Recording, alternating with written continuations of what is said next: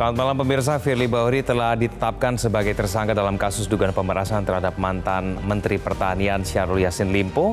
Firly juga telah diberhentikan dari jabatan Ketua KPK oleh Presiden. Besar harapan masyarakat agar kasus ini diusut tuntas oleh pihak kepolisian, bahkan sudah seharusnya Firly ditahan di ruang sel karena dikhawatirkan dapat menghilangkan barang bukti dan mempengaruhi para saksi bahkan melarikan diri. Inilah yang akan kami sajikan dalam editorial malam pada hari ini, mengakhiri siasat Firly. Bersama saya Kevin Egan.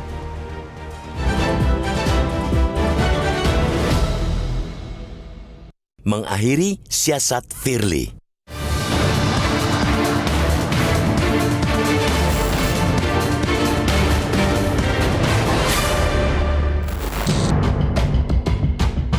Kasus dugaan pemerasan terhadap mantan Menteri Pertanian Syahrul Yassin Limpo diharapkan semakin terang benderang. Penyidik sudah bisa leluasa membongkar praktek lancung itu dan mengonfrontasikan bertumpuk bukti kepada tersangka Firly Bahuri yang pagi tadi menyambangi Mabes Polri untuk diperiksa pertama kalinya sebagai tersangka. Segala keistimewaan yang sebelumnya melekat di diri Firly kini sudah ditanggalkan karena ia sudah nonaktif. Ketua sementara KPK Nawawi Pomolango pun sudah melarang Firly ngantor di Gedung Merah Putih itu. Sehingga hal itu menutup semua potensi jebakan psikologis antara penyidik Polri dan Firly. Sekarang bola berada di Polri untuk mengusut tuntas aksi Firly memeras Syahrul Yassin Limpo. Upaya tersebut sebaiknya tidak dilakukan setengah-setengah. Opsi menahan Firly harus dibuka selebar-lebarnya agar perkara ini menjadi lebih terang dari cahaya. Pasal 21 ayat 1 KUHP menyatakan, tersangka dapat ditahan bila dikhawatirkan hendak melarikan diri, menghilangkan barang bukti, serta dikhawatirkan mengulangi tindak pidana lagi. Ini tentu masuk ranah subjektif penyidik. Namun secara objektif, tersangka dapat ditahan sesuai dengan pasal 21 ayat 4 KUHP, manakala tindak pidana itu diancam dengan pidana penjara 5 tahun atau lebih. Dalam hal ini, Firly dijerat dengan 3 pasal tindak pidana korupsi dengan ancaman maksimal hukuman penjara seumur hidup.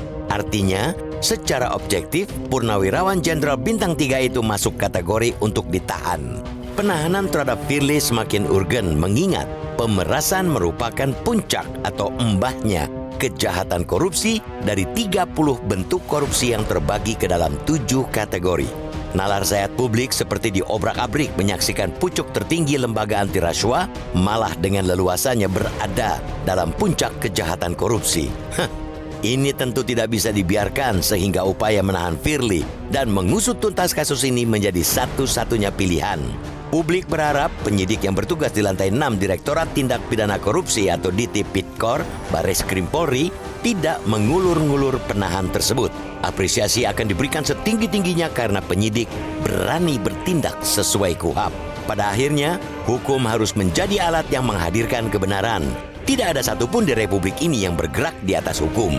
Apalagi orang itu adalah Firly, yang seharusnya segala tindak tanduknya ada di bawah undang-undang. Sebuah arus kehendak yang begitu kuat dari rakyat tengah menghampiri institusi Polri. Akankah para petugas di Gedung Tinggi Jalan Trunojoyo itu sanggup mengusut tuntas puncak kejahatan korupsi ini hingga ke akar-akarnya? Publik amat menaruh harapan besar kepada Anda, Pak Polisi.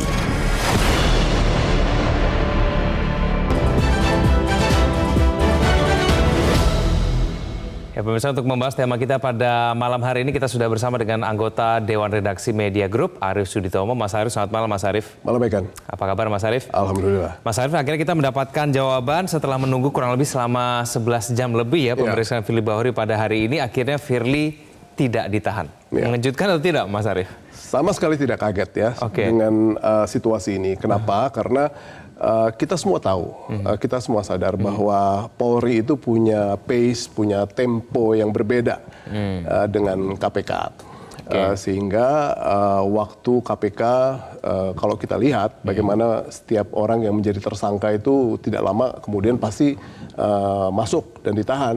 Setelah mendapatkan 2 barang bukti yang cukup, pasti masuk dan ditahan agar prosesnya bisa lebih cepat. Pihak KPK-nya juga bisa melakukan konsentrasi untuk melakukan penyidikan lebih lanjut untuk pada akhirnya dilimpahkan ke pengadilan. Itu merupakan pace dan temponya KPK.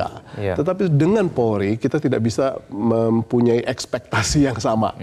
Jadi kalau misalnya sekarang semua pihak sudah merasa bahwa ada alat bukti yang cukup, dan kalau kita lihat pasal KUHP di pasal 27 ayat 1, pasal 21 ayat 1, pasal 21 ayat 4 gitu ya.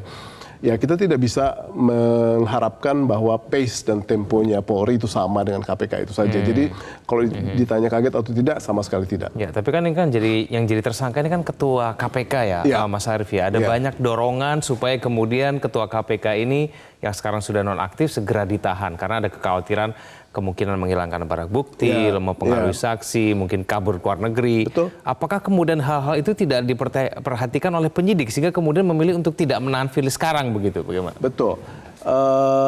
Egan, salah satu hal yang pada akhirnya menjadi pertanyaan publik adalah kenapa tidak ditahan. Kita sama-sama mengetahui ya bahwa dalam proses hukum itu ada alasan penahanan objektif, ada alasan subjektif. Untuk penahanan objektif itu kan kita sama-sama tahu bahwa ancaman yang dilakukan oleh tindak pidana yang dilakukan oleh Firly, yakni pemerasan, di atas 5 tahun. Sehingga untuk menerapkan pasal 21 ayat 4 itu sebenarnya sudah harus bisa diterapkan. Lalu juga ada alasan penahanan yang subjektif di mana pasal 21 ayat 1 ya, di mana kalau misalnya tersangka atau tersangka tersebut dikhawatirkan melarikan diri, mengulangi perbuatannya atau menghilangkan barang bukti, itu juga sudah cukup untuk bisa dilakukan penahanan. Tetapi per hari ini sekali lagi bahwa kita tidak bisa berharap hal yang sama seperti halnya KPK di Polri ini. Dan mudah-mudahan ini tidak berkembang menjadi sebuah konspirasi teori. Mas Arief, ketika Firly Bahuri sudah keluar dari ruang pemeriksaan, ada pernyataan yang ia sampaikan kepada media begitu, dan ada kesan sedikit bahwa ia menganggap bahwa apa yang terjadi pada dirinya itu merupakan konsekuensinya sebagai ketua KPK begitu. Jadi masih ada kesan bahwa sebetulnya ini bagi Firly ini adalah serangan balik kepada dirinya. Nah, kita akan dengarkan bersama Mas Arief apa pernyataan dari Firly Bahuri usai diperiksa di Barreskrim Polri pada malam hari ini. Bahwa memang di dalam melakukan pemberantasan korupsi itu tidak mudah, tentulah banyak tantangan dan hambatan.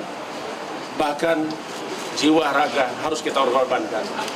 Bukan hanya intervensi, bukan hanya tekanan, tetapi kita sadar bahwa musuh bersama kita adalah para koruptor dan juga serangan balik daripada koruptor itu sendiri. Setuju sih. Ya, ada tanggapan? Ya sangat setuju ya.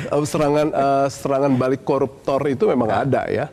Dan saya juga harus memahami situasinya.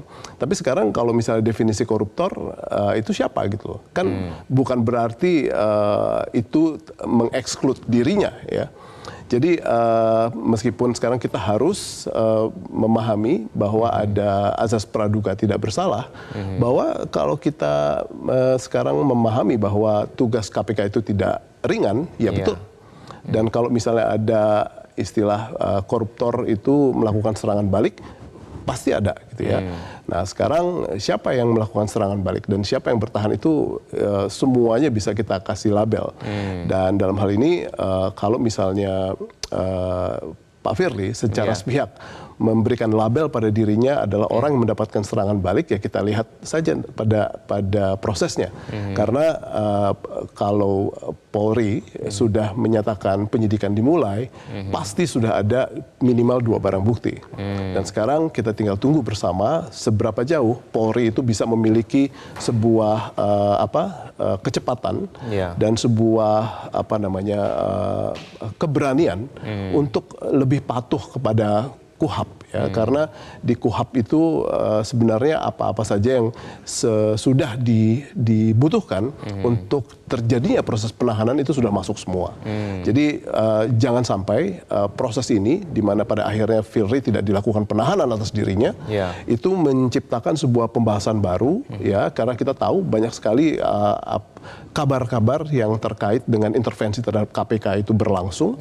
Jangan-jangan nanti publik juga bisa melakukan sebuah atau membangun sebuah konspirasi teori tentang siapa lagi nih yang akan melakukan intervensi terhadap KPK atau siapa lagi yang akan melakukan intervensi terhadap Polri gitu ya untuk kebijakan tidak melakukan penahanan terhadap Firly. Karena kemudian tidak ditahan-tahan juga, publik akhirnya mungkin bertanya, Mas, ini kenapa tidak ditahan? Bukankah buktinya juga sudah jelas? Betul. Begitu ya? Apakah kemudian ada pengaruh dari relasi kuasa lalu penguasaan? Nah, wajar tidak sih kemudian Mas Arief ketika publik mulai bertanya seperti itu, karena Polri terkesannya begitu terlalu berhati-hati, bahkan agak terkesan agak lamban begitu dalam kemudian melakukan penahanan maupun penetapan tersangka. Ya, kalau kita menggarisbawahi sama tadi yang Egan bilang ya, relasi kuasa, Firly itu jenderal bintang 3 loh. Ya, dan pasti saja rekan-rekan atau rekan-rekan sejawat atau mantan anak buah itu pasti ada gitu ya. Nah, ini yang pada akhirnya juga bisa kita lihat bersama-sama di sana kenapa sampai pada hari ini beliau tidak ditahan. Nah, ini yang pada akhirnya kita harus buktikan atau Polri harus buktikan bahwa tidak ada relasi kuasa yang membuat Polda atau Polri melakukan kebijakan seperti ini di mana dia tidak ditahan, karena banyak sekali pihak atau para pakar juga sudah menyatakan bahwa kasus ini sudah cukup untuk membuat mantan atau Pak Firly itu dilakukan penahanan. Oke, baik. Mas Arief, kita lanjutkan nanti dialog kita di segmen selanjutnya. Pemirsa jangan kemana-mana, editorial malam akan kembali.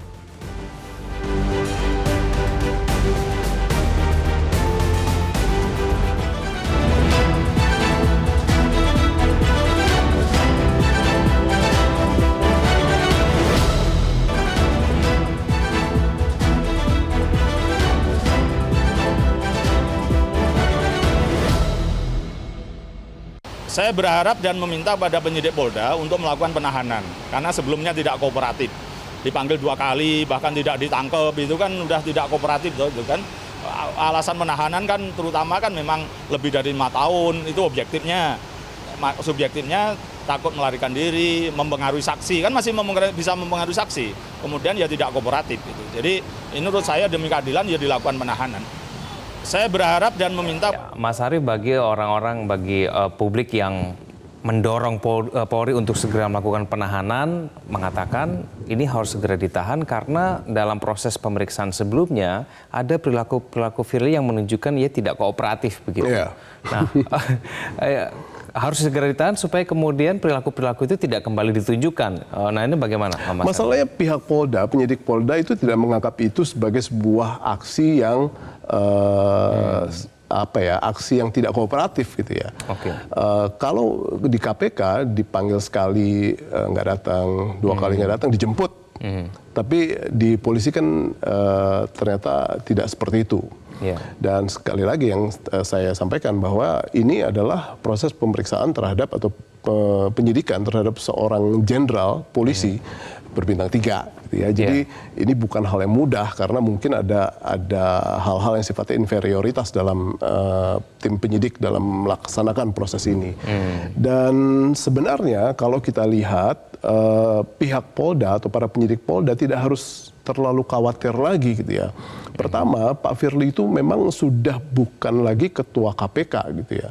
Tidak ada hal-hal yang sama sekali membebani beliau dalam proses pemberantasan korupsi. Dia sudah digantikan.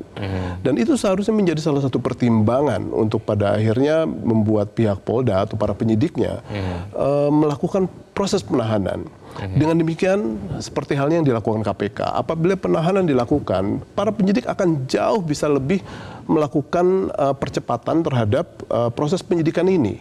Kan kalau azas peradilan kita kan ya mudah, cepat, ringan gitu ya, itu merupakan salah satu hal yang harus dilakukan. Sehingga kalau misalnya proses penahanan dilakukan, lalu proses penyidikan dituntaskan secara cepat, dan kalau misalnya ternyata di tengah jalan tidak terbukti, bebaskan, karena itu juga sudah ada dalam ketentuan di KUHP. Sehingga kita tidak melihat apapun yang pada akhirnya akan menghalang-halangi proses penahanan ini, karena penahanan ini adalah simbol dari sebuah kepatuhan terhadap KUHP.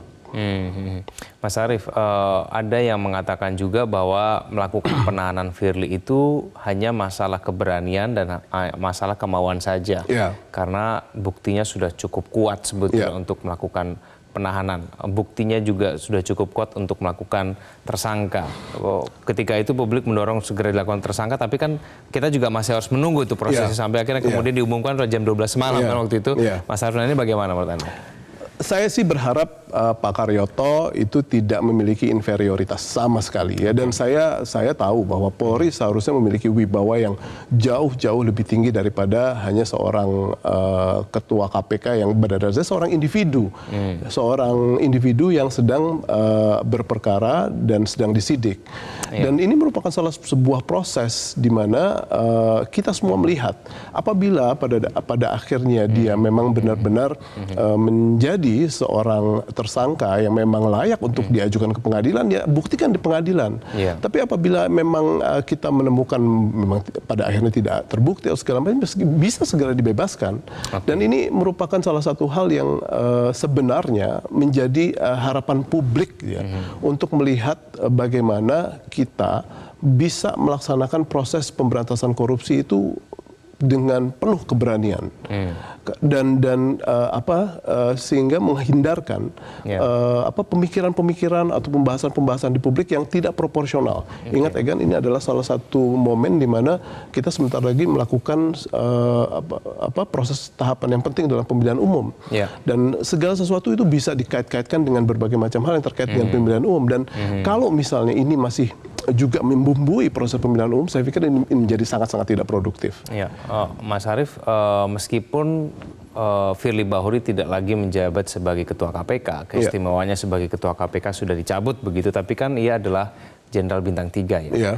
Dia masih memiliki kekuasaan, dia juga mungkin masih memiliki relasi-relasi yang mungkin bisa saja itu ia manfaatkan, dia gunakan untuk mempermudahkan posisinya dia. Nah, apabila kemudian ia menggunakan kekuasaannya itu ataupun kemudahannya itu karena ia sudah Jenderal Bintang 3, tidakkah itu mengkhawatirkan? Bukankah lebih baik ia ditahan saja supaya kemudian menghindari hal-hal yang mungkin dikhawatirkan dalam proses pendidikan di Polda? Begitu? Apa yang Egan tanyakan itu sebenarnya adalah sebuah ujian. Ujian buat siapa? Ujian buat institusi Polri gitu ya. Dan malam ini kita melihat bahwa ujian tersebut belum sepenuhnya lolos gitu ya. Belum sepenuhnya lulus. Sehingga kita masih harus melihat bagaimana proses ini bergulir. Betul sekali bagaimana sekarang polisi tampak terlihat lambat ya dalam proses penyidikan ini. Ini bisa-bisa pada akhirnya amat sangat berpengaruh pada citra polisi sendiri ya. Sehingga bagaimana sekarang polisi dilihat sebagai pihak yang cukup berani, memiliki pace yang cepat, tanpa pandang bulu gitu ya. Bahkan seorang senior dari mereka yang berbintang 3 pun itu bisa mereka hadapi dalam proses penyidikan. Ini merupakan salah satu hal yang pada akhirnya harus kita buktikan di waktu-waktu mendatang dari tubuh Polri. Oke, baik Mas Arief, nanti usai jadi kita akan tampilkan mengenai polling, bagaimana kemudian suara dari masyarakat khususnya di netizen begitu ya terkait dengan kasus ini. Pemirsa jangan kemana-mana, editorial malam akan segera kembali.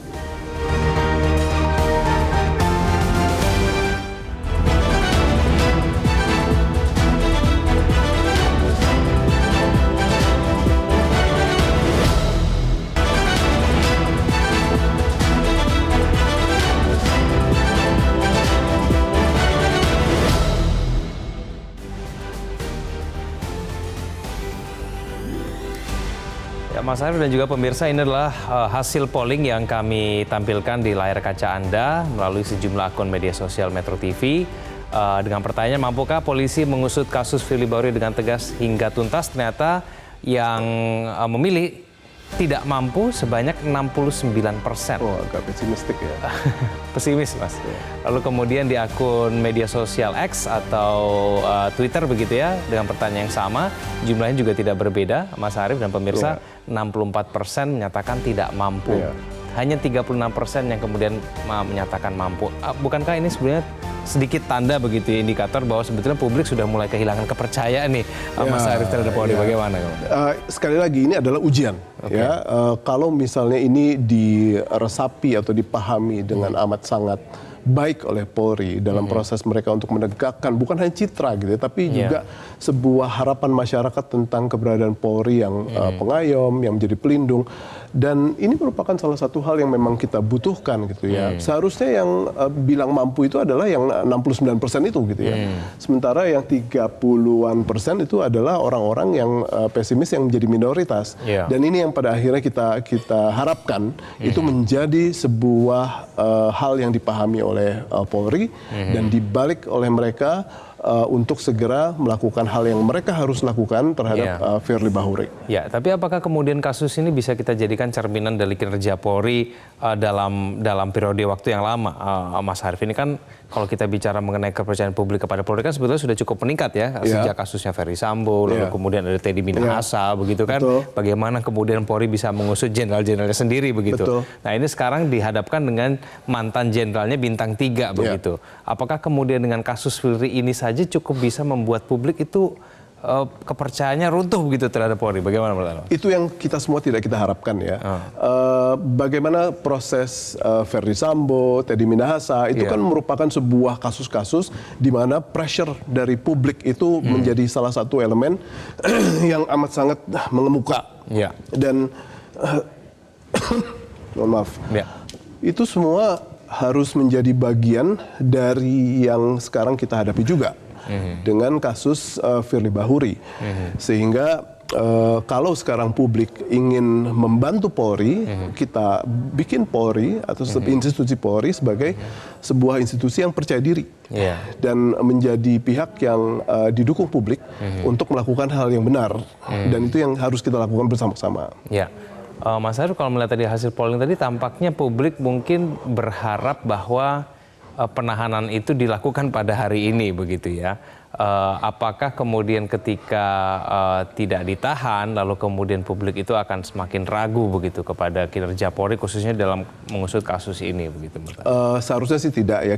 Kita harus ingat juga untuk menyemangati pihak Polri bahwa KPK itu kita dirikan karena kita menganggap bahwa harus ada sebuah komisi ad hoc yang bisa membantu atau mempercepat para pihak penegak hukum dalam melakukan pemberantasan korupsi.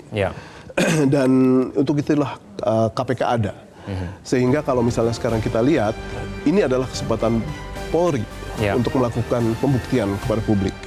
Dan sebaiknya ini dimanfaatkan sebaik-baiknya oleh Polri dan digunakan momentum ini untuk membuktikan bahwa mereka adalah masih bersama publik untuk menegakkan hukum. Baik, kita akan tunggu nanti pembuktian dari Polri. Kalau tidak ada hari ini, mungkin ada hari esok. Mungkin ada esok. Oke, Mas Arief, terima kasih telah bersama kami pada malam hari. Selamat malam, Mas Arief. Pemirsa, demikianlah editorial malam pada malam hari ini. Anda bisa mengikuti editorial malam dari hari Senin sampai Jumat setiap pekannya. Saya Kevin Hagen, terima kasih atas perhatian Anda. Sampai jumpa.